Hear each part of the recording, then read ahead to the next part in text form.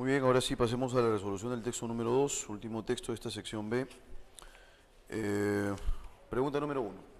El texto gira en torno a la deficiencia de percepción de color en los seres humanos, los diversos problemas de aprendizaje en los niños pequeños, las confusiones cromáticas a la hora de calificar a los alumnos, la naturaleza física de las diversas longitudes de onda de la luz, las características más relevantes del gran espectro cromático. En realidad trata sobre los tipos de bastones que perciben, ¿no es cierto?, y que además establecen una discriminación en el espectro de colores. Entonces, por esa razón la alternativa adecuada sería la alternativa A, la diferencia de percepción de color en los seres humanos que supone, ¿no es cierto?, el hecho de que la percepción de la luz se realiza a través de una serie de bastones, ¿no es cierto?, que son sensibles a cada uno de los colores del espectro. Vamos con la número 2. En el texto el término distinguir, dice acá lo siguiente, sin embargo en las personas que padecen deficiencias para distinguir los colores, ¿no es cierto?, eso quiere decir que hay personas que tienen serios problemas para poder establecer un deslinde, una diferencia entre un color y otro.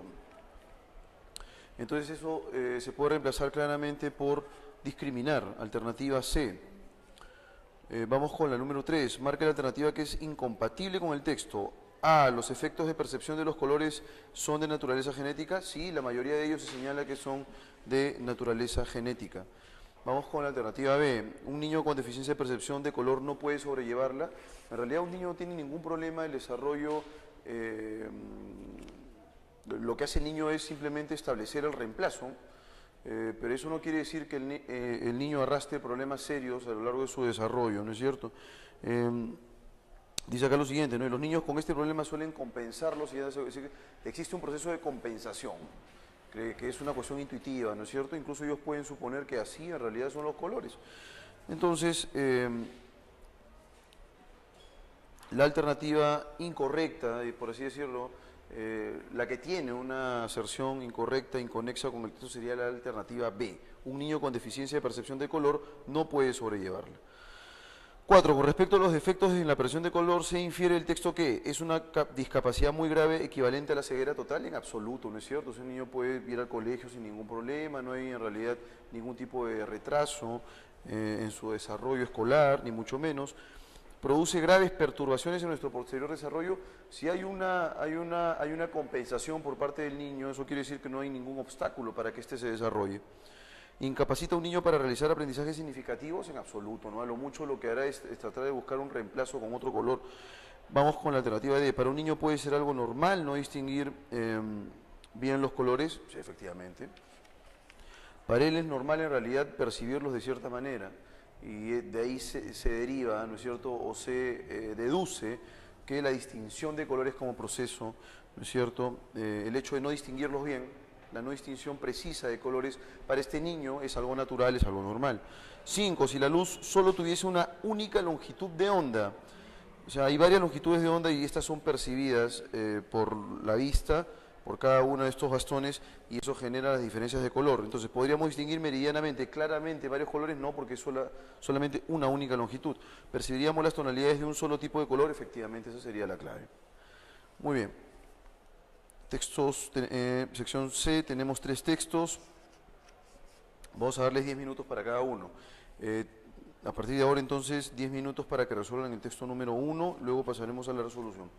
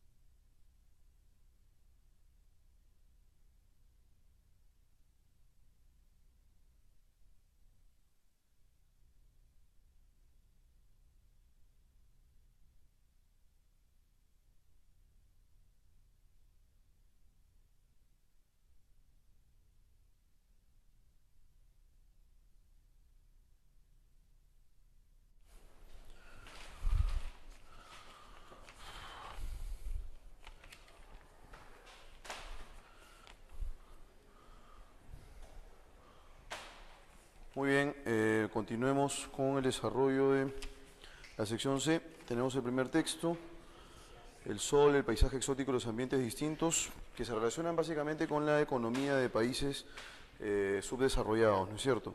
Entonces el texto gira en torno a, tenemos la alternativa A, los esfuerzos desplegados por los países asiáticos para combatir la miseria que los agobia. En realidad trata básicamente sobre el turismo, ¿no es cierto?, los dividendos que genera el turismo, pero también los dividendos que generan ciertas actividades ilícitas, como por ejemplo la prostitución. Entonces no puede ser la A. B, la férrea política implementada en el sur para conseguir divisas extranjeras de los turistas. La dura, la tenaz. En realidad, el turismo ha devenido, ¿no es cierto?, en resultados, digamos, no tan promisorios. En ese sentido, entonces, el turismo tiene una serie de aspectos negativos que subyacen y por esa razón la alternativa sería la alternativa C. O sea, el turismo genera divisas, sí, pero las divisas no son copiosas porque parte de ese dinero vuelve, ¿no es cierto?, a las grandes potencias. Entonces la alternativa sería C, los reducidos beneficios y los serios problemas que ocasiona el turismo en los países del sur. Número 2, el término aducir equivale a, segundo párrafo, los motivos aducidos por las autoridades, presentados, planteados por las autoridades, ¿no es cierto?, para favorecer el turismo. Dice que se reducen siempre a lo mismo, conseguir divisas extranjeras. ¿Estamos de acuerdo? Pero en realidad esas divisas extranjeras no llegan completamente a manos de estos países, ¿no es cierto? Entonces, aducir equivale a esgrimir, ¿no es cierto? Esgrimir, que es utilizar argumentos o plantear argumentos con la finalidad de defender el turismo en este caso. Es incompatible con el texto afirmar que A, en la práctica no es rentable el turismo en Gambia. B, la industria del sexo carece de rentabilidad en el sur. C, los ingresos de divisas son menores a los beneficios. D, la cultura del dinero socava la integridad moral. E, en su país de origen los turistas refrenan sus deseos. Bueno, en realidad la industria del sexo es la que genera mayores dividendos, ¿no es cierto? Y obviamente esa plata sí cae en bruto y además las ganancias quedan al 100% en aquellos que se dedican o que promueven este tipo de actividades ilícitas. En consecuencia, decir que la industria del sexo carece de rentabilidad en el sur es equivocado.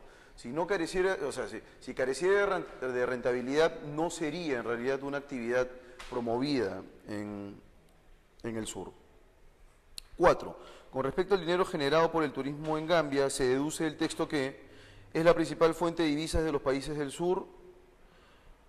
De manera parcial podríamos decir que sí, les da ganancias incalculables a los países del norte. Este mantiene la corrupción política de Gambia. Este país se beneficia con solo una parte del dinero. Por supuesto que eso lo podemos extraer nosotros del párrafo 2 porque dice el 50% de esa cantidad se queda en el norte. Pues hay que pagar el viaje aéreo. La comisión a la agencia de viajes y a la empresa turística internacional que organiza el viaje, formalmente el resto de dinero ingresa a Gambia, pero una parte se gasta de nuevo en el extranjero para comprar otros muchos bienes, etcétera, etcétera. Entonces eso quiere decir que el país se beneficia solo con una porción del dinero, eso se podría deducir a partir de lo señalado en el párrafo 2. 5. Si el poder económico y político fuera consciente de las graves secuelas o consecuencias del turismo, A, igual estarían preocupados por atraer a los turistas por sus divisas. B, erradicarían totalmente sus proyectos políticos al sector turismo. C, le pedirían al turista respeto por su cultura a cambio de ser recibidos. D, las políticas de turismo serían más estrictas en el plano social y moral. Y E, buscarían otros medios para salir de su desarrollo y convertirse en ricos, ¿no es cierto? O sea, si en realidad se evaluaran de una manera sesuda, ¿no es cierto?, de las consecuencias graves que trae el turismo, como por ejemplo la infección con VIH, etcétera, etcétera, entonces las políticas respecto del turismo serían mucho más estrictas en este caso y por ejemplo no se permitirían actividades como la prostitución en estas zonas. Muy bien, vamos con el texto número 2, igual 10 minutos y luego pasamos a la resolución. Vas a ver si llego.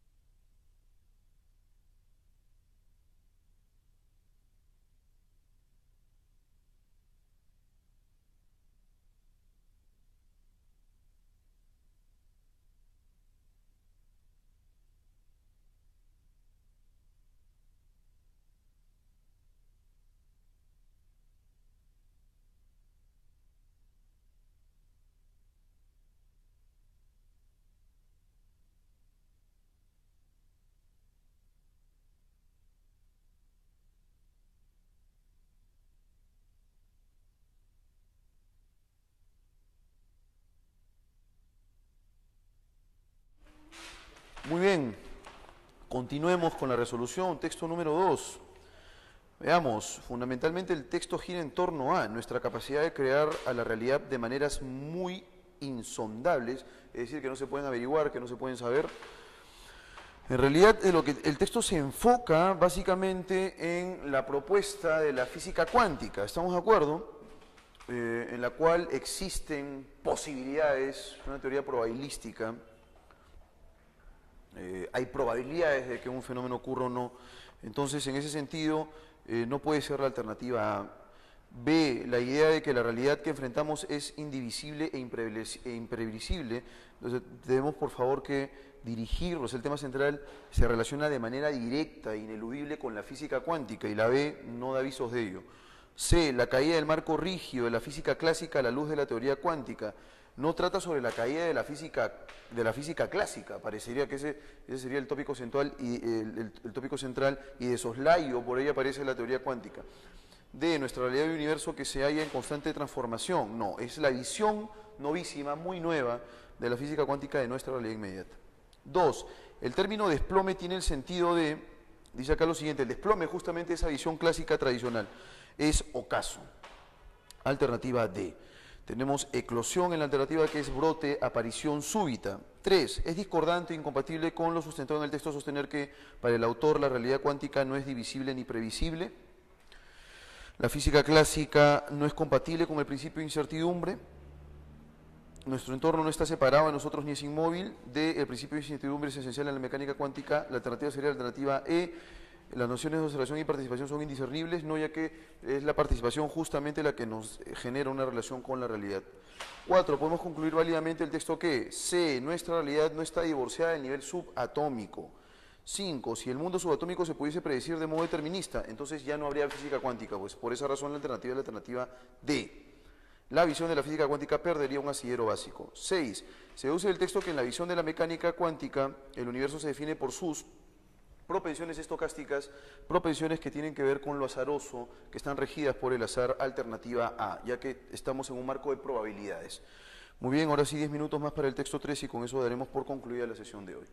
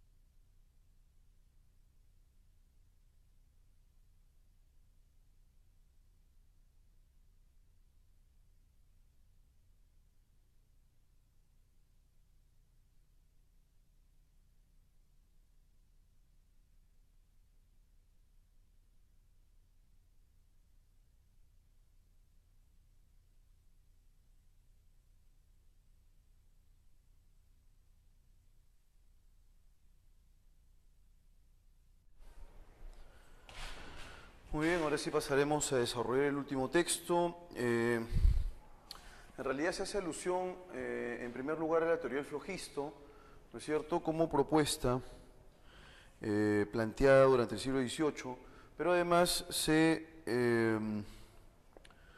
digamos que se desarrolla también el hecho de que Lavoisier, por ejemplo, haya recusado tal teoría, ¿no es cierto?, haya rechazado la teoría del flogisto como un elemento que presenta en la combustión. Entonces, en virtud de eso, los enunciados nos dan visos de cómo esta teoría del flogisto planteada por Stahl en el siglo XVIII fue rechazada, fue rebatida, fue falsada por Lavoisier. Por esa razón, el texto describe fundamentalmente la falsación de la teoría del flogisto alternativa A.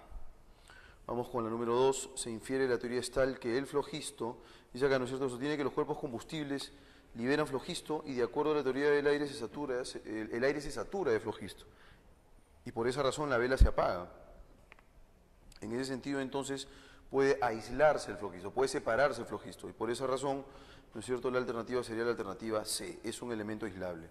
3. Es incompatible con lo expuesto por el autor, sostener que Lavoisier era escéptico frente a la teoría del flogisto.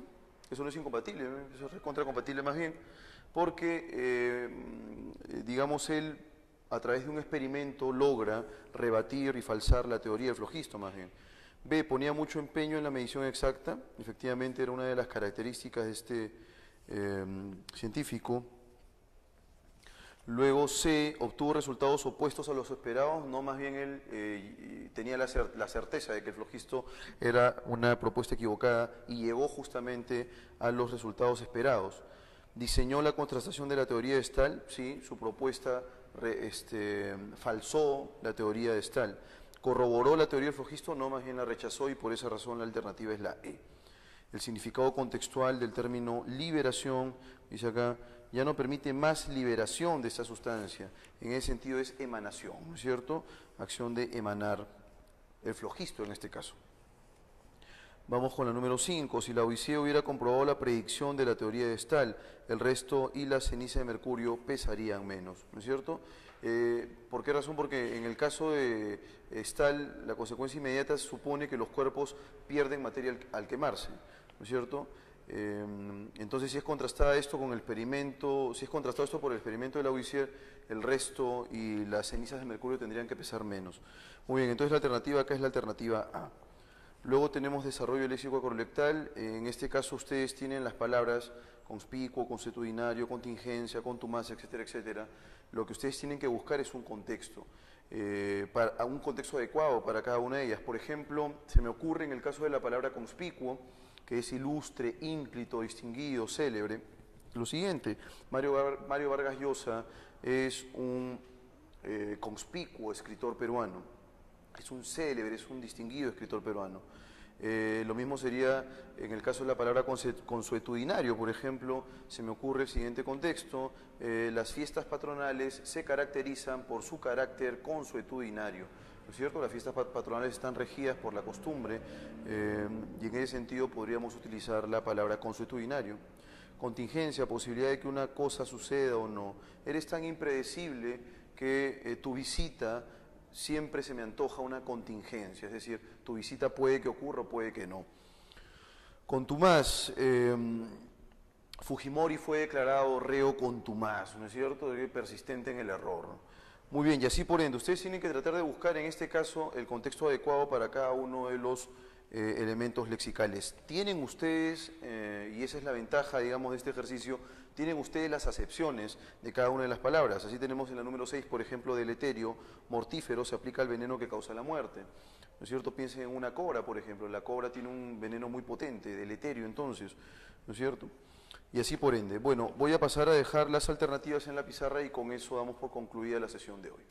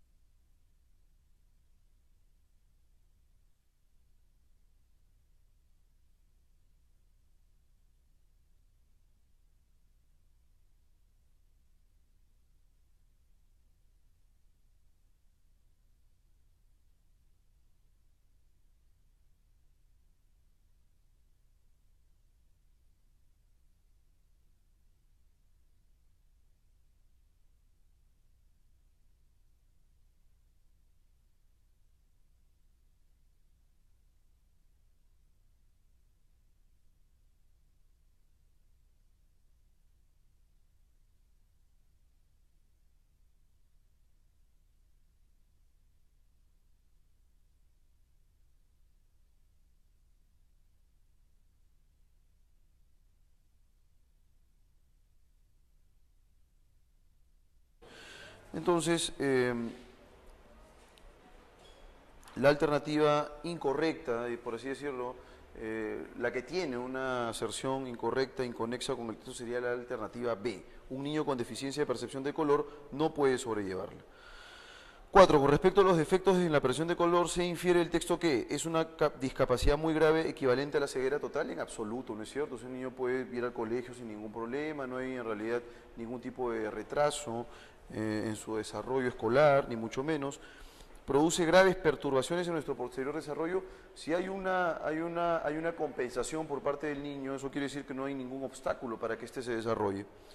¿Incapacita a un niño para realizar aprendizajes significativos? En absoluto, ¿no? A lo mucho lo que hará es tratar de buscar un reemplazo con otro color. Vamos con la alternativa D. Para un niño puede ser algo normal no distinguir bien los colores. Sí, efectivamente. Para él es normal en realidad percibirlos de cierta manera y de ahí se deriva, ¿no es cierto?, o se deduce que la distinción de colores como proceso, ¿no es cierto?, el hecho de no distinguirlos bien, la no distinción precisa de colores para este niño es algo natural, es algo normal. 5. Si la luz solo tuviese una única longitud de onda, o sea, hay varias longitudes de onda y estas son percibidas por la vista, por cada uno de estos bastones, y eso genera las diferencias de color. Entonces, ¿podríamos distinguir meridianamente, claramente, varios colores? No, porque es solamente una única longitud. ¿Percibiríamos las tonalidades de un solo tipo de color? Efectivamente, esa sería la clave. Muy bien. Textos, sección C, tenemos 3 textos. Vamos a darles 10 minutos para cada uno. A partir de ahora, entonces, 10 minutos para que resuelvan el texto número 1, luego pasaremos a la resolución.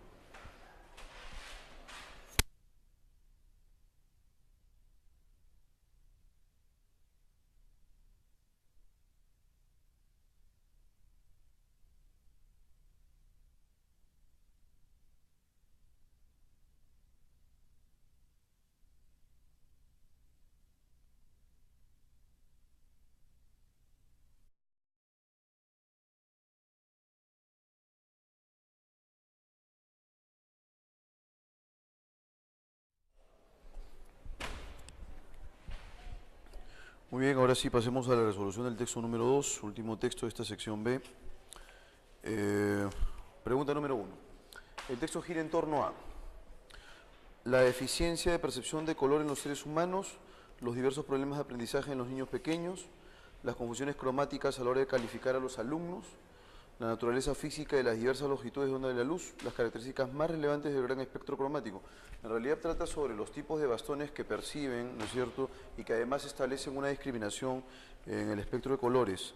Entonces, por esa razón la alternativa adecuada sería la alternativa A, la diferencia de percepción de color en los seres humanos que supone, ¿no es cierto?, el hecho de que la percepción de la luz se realiza a través de una serie de bastones, ¿no es cierto?, que son sensibles a cada uno de los colores del espectro. Vamos con la número 2. En el texto el término distinguir, dice acá lo siguiente, sin embargo en las personas que padecen deficiencias para distinguir los colores, ¿no es cierto?, eso quiere decir que hay personas que tienen serios problemas para poder establecer un deslinde, una diferencia entre un color y otro. Entonces eso se puede reemplazar claramente por discriminar, alternativa C. Vamos con la número 3. Marca la alternativa que es incompatible con el texto. A. Los efectos de percepción de los colores son de naturaleza genética. Sí, la mayoría de ellos se señala que son de naturaleza genética. Vamos con la alternativa B. Un niño con deficiencia de percepción de color no puede sobrellevarla. En realidad un niño no tiene ningún problema del desarrollo. Lo que hace el niño es simplemente establecer el reemplazo, pero eso no quiere decir que el niño arrastre problemas serios a lo largo de su desarrollo, ¿no es cierto? Dice acá lo siguiente, ¿no? Y los niños con este problema suelen compensarlos y existe un proceso de compensación, que es una cuestión intuitiva, ¿no es cierto? Incluso ellos pueden suponer que así en realidad son los colores.